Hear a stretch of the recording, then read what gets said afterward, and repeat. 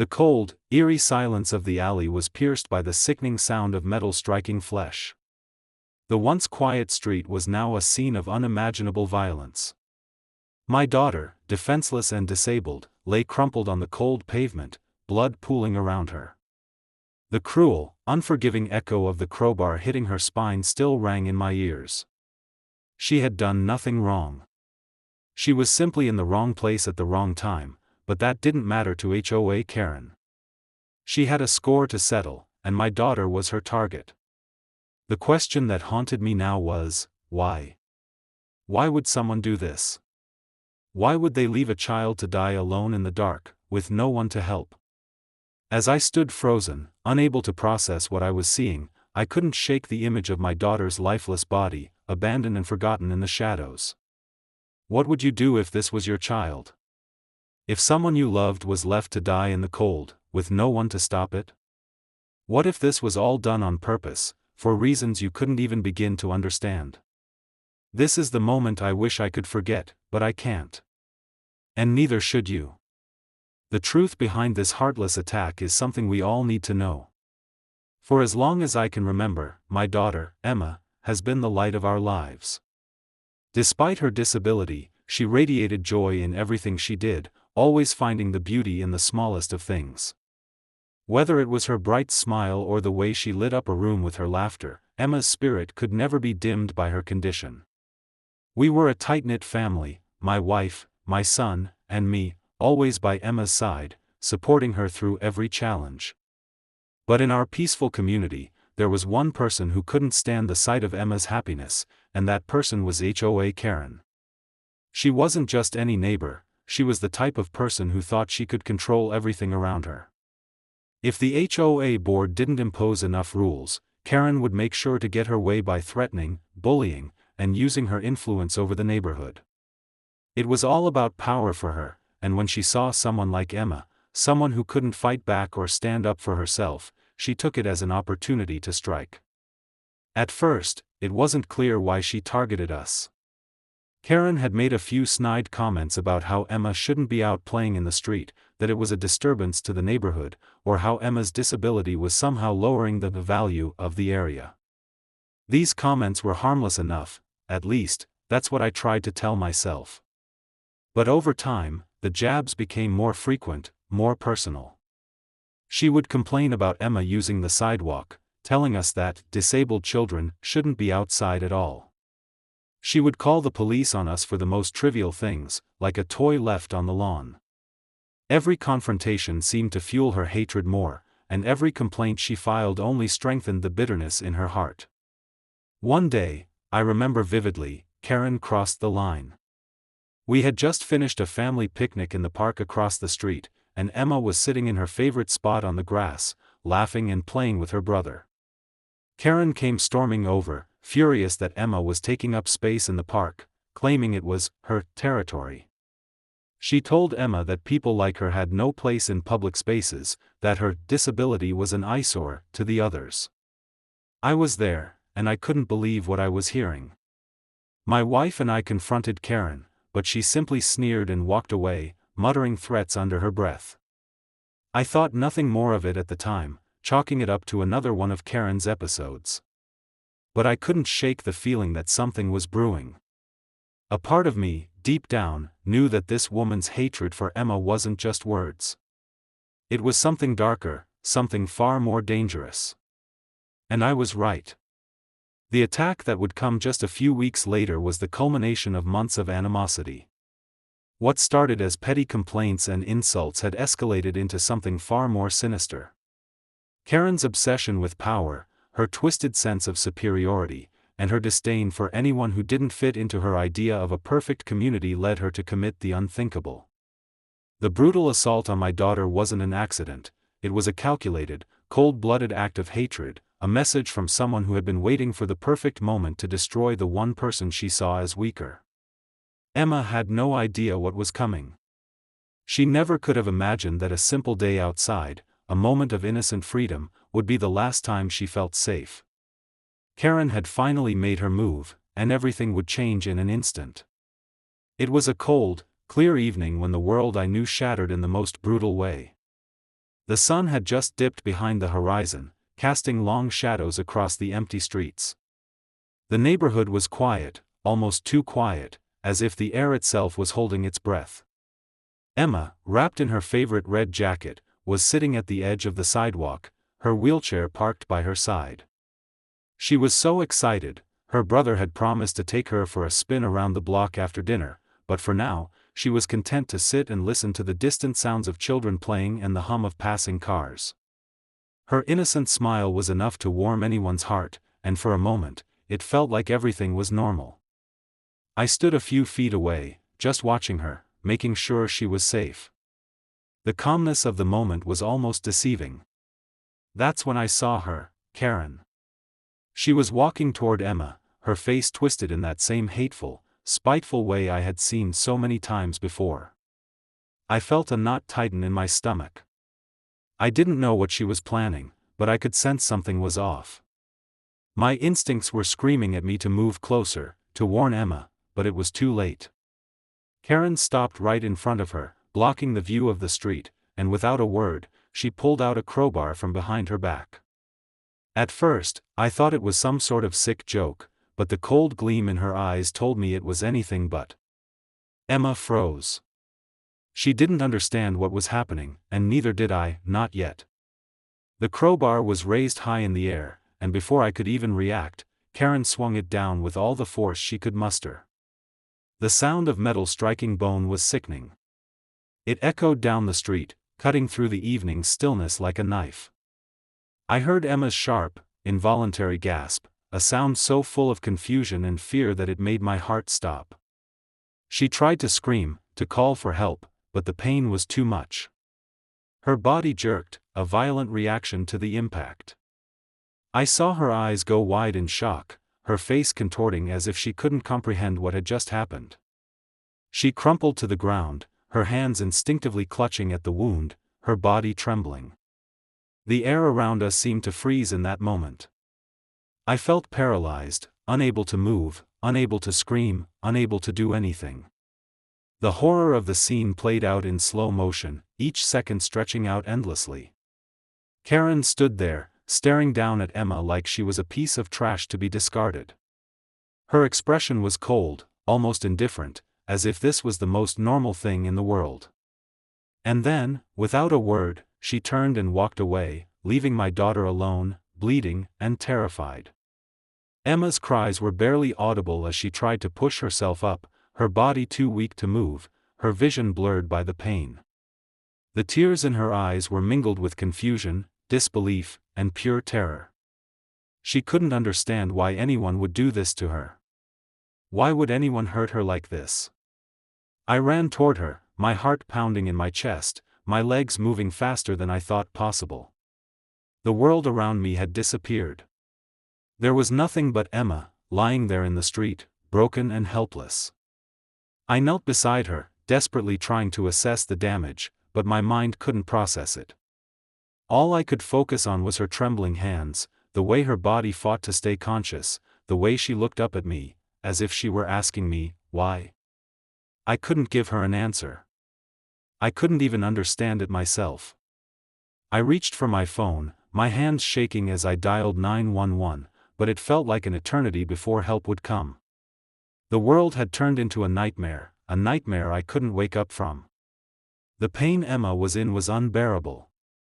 Every breath seemed to cause her more agony, and I could see the life draining from her face. The sound of sirens, distant at first, became louder, but it didn't bring comfort, only more dread. What if they were too late? What if she didn't make it? I couldn't lose her. Not like this. Not at the hands of someone like Karen. The sirens grew louder, but in that moment, everything felt like it was moving in slow motion. The world around us seemed to blur, as if nothing existed except for my daughter and the pain she was enduring. It was as though time itself had stopped, and all that remained was the harsh reality of what had just happened. The minutes felt like hours. As I held Emma in my arms, her small, fragile body trembling, I tried to comfort her, but the terror in her eyes was beyond anything I had ever witnessed. She clung to me weakly, her breathing shallow and strained. I couldn't fathom how anyone could leave her like this, helpless, vulnerable, discarded in the cold, dark alley. The cruel irony of the situation wasn't lost on me. This was supposed to be a safe neighborhood, a place where families could live without fear, but now it had become a trap, and we were the prey. I glanced around, searching for any sign of help. The alley was deserted, the streetlights casting long shadows that seemed to stretch endlessly into the darkness. The distant hum of traffic was the only sound, but it felt so far away, so disconnected from the nightmare that was unfolding right in front of me. I desperately called out for help, my voice cracking with panic, but no one responded. No one was close enough to hear us. I thought of the neighbors, of the people who lived just a few doors down, and I felt the hopelessness sink in deeper. It didn't matter how loud I screamed, no one would come in time to save her. Emma's body was growing colder by the minute. Her once bright eyes were now dimming, and her small, trembling hands were losing their grip on me. I could feel the life slipping away from her, and there was nothing I could do to stop it. My heart pounded in my chest as I struggled to think, to find some way to get her help. My phone. I reached into my pocket, hands shaking, and pulled it out. It took what felt like forever to dial 911. But when I finally heard the operator's voice, a brief flicker of hope sparked within me. "Help is on the way," she said, but I didn't feel reassured. How long would it take? What if it was too late? My mind raced through countless possibilities, each one darker than the last. As I looked down at Emma, her body now limp in my arms, I could see the fear in her eyes, a fear that was more than just physical pain. It was the terror of being abandoned, of knowing that no one was coming to help her. Her fingers twitched as if trying to grab hold of something, anything that could anchor her to this world, but her strength was fading fast. I tried to calm her, to reassure her, but I could see the doubt in her eyes. She could feel it too, the oppressive weight of uncertainty. Would help arrive in time? Or would she be left to die in the cold, forgotten and alone? Then, just as I thought I couldn't take it anymore, I heard a noise, a faint sound, almost like the whir of a car engine in the distance. I strained my ears, hoping it was someone coming to save us. Was it a passerby? A car slowing down to check on us? But as the sound grew louder, it suddenly stopped. The car had passed us by, and the hope I had clung to moments ago evaporated. No one was stopping. No one cared. The crushing weight of abandonment hit me harder than ever before. I held Emma closer, whispering in her ear, trying to comfort her as best as I could, but it was as if she was slipping away from me, from all of us. The moments stretched on endlessly. I glanced back toward the street, desperate for someone to help, but the world outside seemed oblivious to the tragedy unfolding in this dark corner of the neighborhood. The silence was deafening. Then, out of nowhere, I saw headlights in the distance again. I looked up, hoping against hope that this time it would be different. But as the car approached, it turned onto another street, leaving us behind once more. The hopelessness settled in like a heavy weight pressing down on my chest. I wanted to scream, to rage against the injustice of it all, but I knew it wouldn't matter. No one was coming. Not now. Not ever. Emma's breathing was becoming more labored. She gasped for air, each one more difficult than the last. Her body was growing colder by the second, and I felt the warmth of life leaving her. I couldn't let this happen. I refused to let it. My mind raced, but nothing seemed to work. The emergency services were still on their way, but it felt like they might never get here. I couldn't stand the thought of losing my daughter, of knowing that this cruel woman had almost taken her life and gotten away with it. Time was slipping away, and I felt as though I was watching her die in my arms, helpless to do anything about it. My voice cracked as I called out once more, desperate, pleading. I begged anyone, someone, anyone, to come to our aid. But the darkness seemed to swallow my words. There was no answer. And for a brief moment, it felt like the world itself had turned its back on us, leaving us to fend for ourselves in the most terrifying moment of our lives. The minutes felt like an eternity, each passing second a cruel reminder that we were running out of time. I couldn't comprehend the terror that had taken over me, nor could I understand how Karen, our neighbor, the one who'd tormented us with her incessant complaints and threats, could do something so unspeakable. My daughter, Emma, was still hanging on, but just barely. Her breath was shallow, her pulse weak, and her body was cold to the touch. I could see the fear in her eyes, but I had no answers, no promises I could make to her. Then, in a moment of panic, I realized something. Emma was missing from her usual spot. I had been so focused on her injury, her pain, that I hadn't realized how much time had passed. She'd been outside when I last saw her, near the sidewalk, not far from the house, but now, there was nothing. The quiet that had settled over the alley was broken only by the soft breeze that rustled the trees. My heart dropped to my stomach. Where was she? I bolted upright, my body moving before my mind could catch up. My wife's frantic cries echoed in the background as she also realized Emma was gone. Where is she? Where's Emma? My wife asked, voice filled with panic, but I couldn't answer her. The terror was sinking in deep now, settling in my chest like a stone. I ran to the front of the house, shouting Emma's name, desperately hoping for an answer. The neighbors' windows were all dark. No one was out there to help, no one was coming. I rushed toward the park, then the alley where we'd last seen her, my thoughts racing with every step. What if she had wandered off? What if she was too weak to move and was out there somewhere, alone?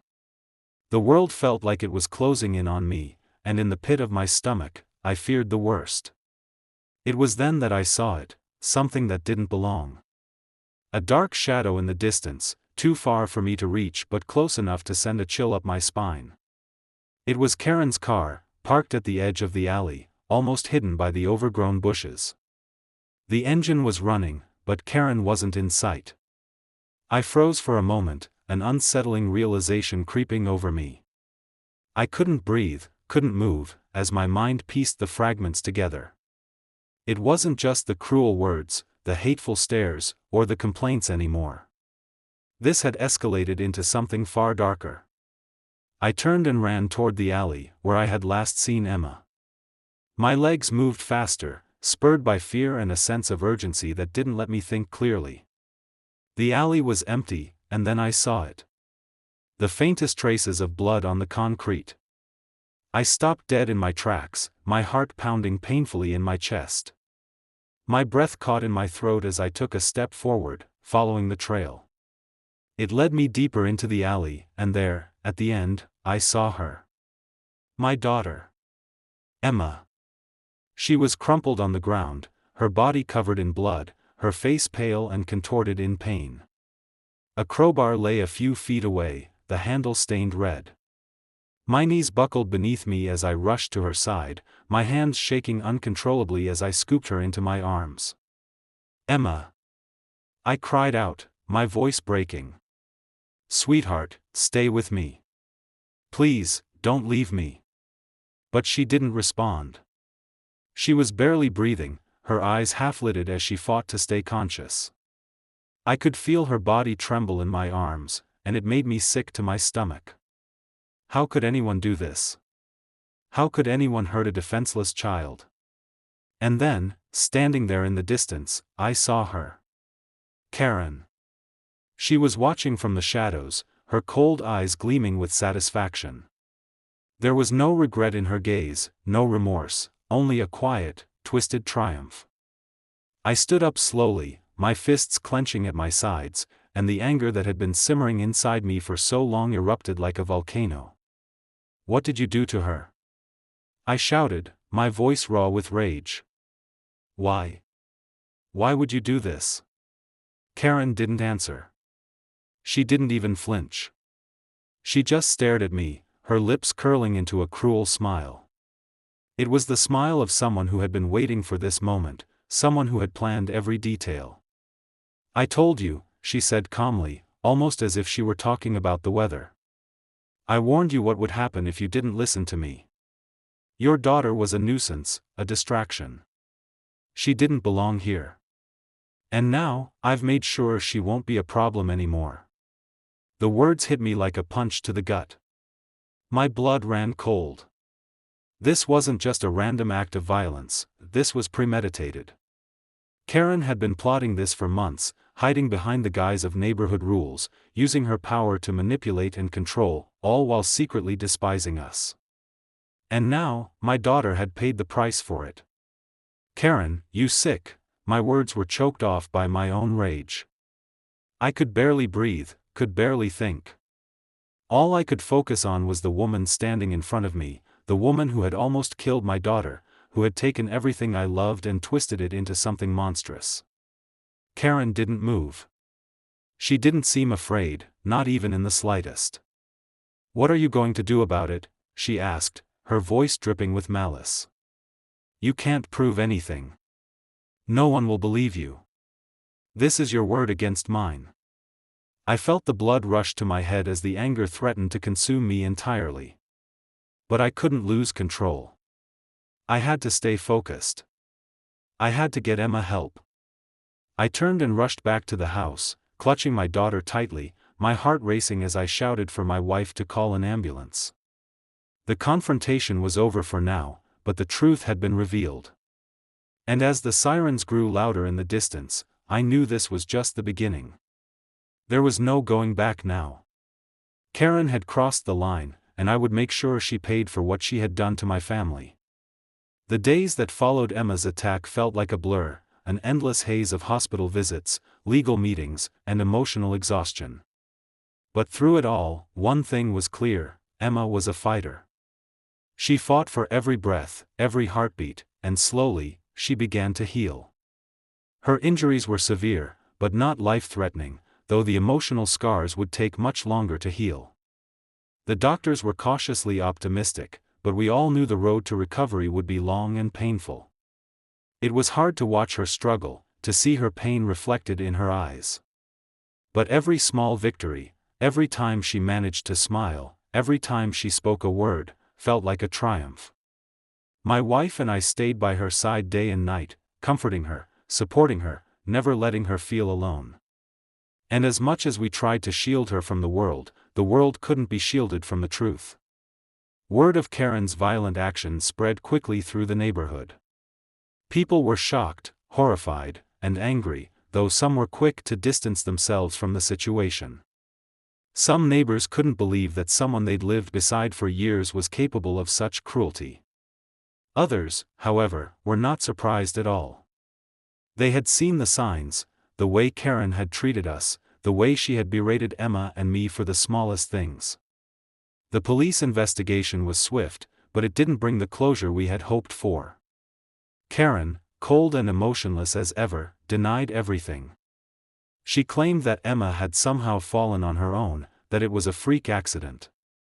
But the evidence told a different story: the blood on the crowbar, the witness statements, the reports from the paramedics who had arrived at the scene. It was all there, clear as day, but Karen remained defiant.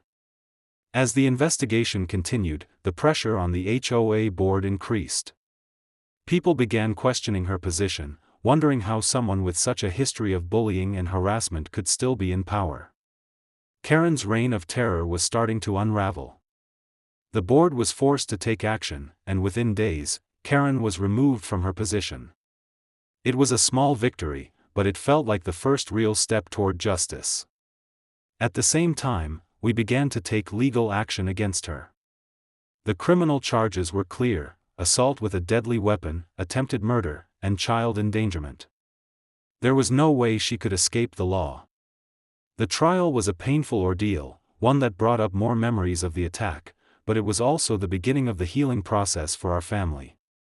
For the first time, I felt like we were fighting back, that our voices were being heard. And when the judge handed down Karen's sentence, years in prison, it felt like a weight was lifted from my shoulders. Justice had been served, but it didn't bring back the innocence we had lost. As for the community, it was divided. Some people rallied behind us, offering support, comfort, and care. Others remained silent, unsure of how to react. The truth was hard for them to accept, especially for those who had been too blind to see the venom that Karen had spread for so long. But one thing was certain, the neighborhood was never the same. And neither were we. Emma's recovery was slow, but steady. She spent weeks in physical therapy, learning how to walk again, how to regain her strength. The doctors said that she might never be the same, that some of the damage would be permanent. But we didn't care. Every small step, every moment of progress, was a victory. And as the days passed, Emma's spirit began to shine through again. She had always been strong, but now, she was stronger than ever. The darkness of that night was still there, lurking in the corners of her mind, but she refused to let it define her. She refused to let Karen's actions take away her joy. And that, in itself, was the greatest victory of all. As a family, we found solace in each other's strength. We learned to appreciate the little things, the quiet moments, the simple joys, the love that held us together. We were healing, slowly but surely. And as time passed, we began to rebuild our lives, not just physically, but emotionally. There would always be scars, but we knew that we had survived.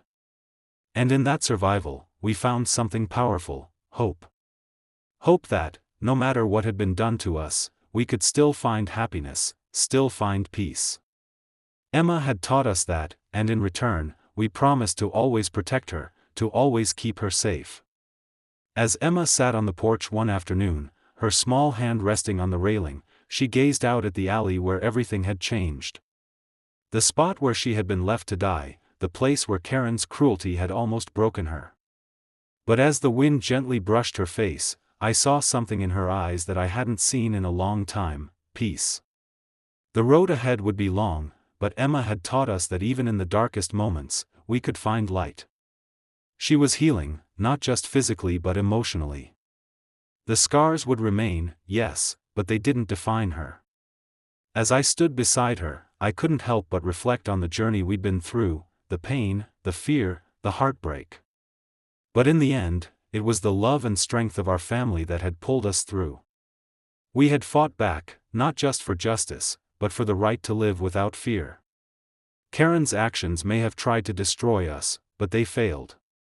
We stood tall, together, stronger than ever. This is why we can't let this happen to anyone else. We can't allow people like Karen to get away with their cruelty, their hatred. It's up to us to stand up, speak out, and ensure that no one else is left to suffer in silence. If you believe in justice, if you believe in standing up for what's right, then stand with us. Hit that subscribe button, share this story, and let's make sure this never happens again. The fight isn't over, it's just beginning. And with your support, we can make the world a better, safer place for those who need it most.